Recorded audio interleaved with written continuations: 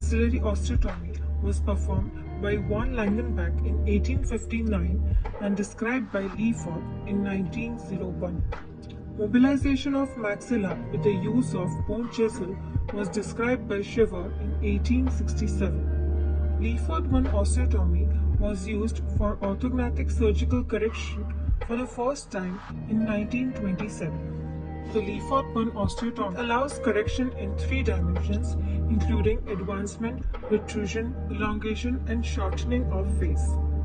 It is indicated in cases with vertical maxillary excess, superior repositioning of maxilla to correct open bites, to advance maxilla in cleft palate and post-traumatic patients, to correct open bites when combined with mandibular procedures, Class 3 malocclusion. Patients with severe Class 2 deformities, LeFort 1 osteotomy is used in combination with bilateral sagittal split osteotomy.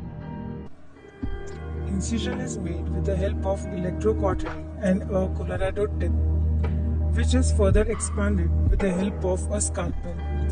Mucoperiosteal flap is reflected, nasal floor is elevated, and L retractors are used to reflect the flap.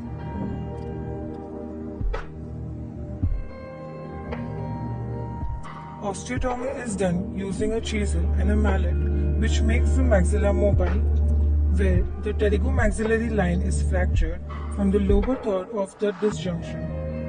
This pterygomaxillary disjunction is separated from the maxillary tuberosity from the pyramidal process of palatine bone and pterygoid plate of the sphenoid bone. The third molars are surgically removed preoperatively.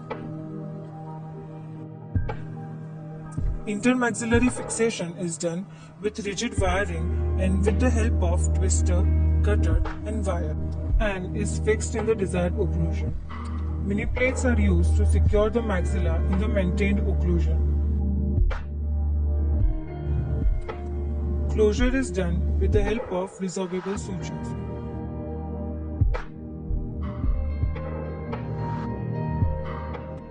Complications: inappropriate handling of soft tissues that house the tributaries of internal maxillary artery may lead to potential life-threatening hemorrhage during and after the surgery. Mishandling of soft tissue pedicle will lead to loss of vascularity and may lead to avascular necrosis of the maxilla, the dentition, and the soft tissues. Other complications also include septic complications such as formation of abscess sinusitis maxillaris, neurologic complications such as third nerve palsy, oculomotor nerve palsy, odontologic complications such as middle ear tympanic changes, eustachian tube deformities, anatomical such as nasal septum deviation, non-union of osteotomy gap, malpositioning of maxilla, nasolacrimal duct perforation, nasolacrimal duct obstruction may occur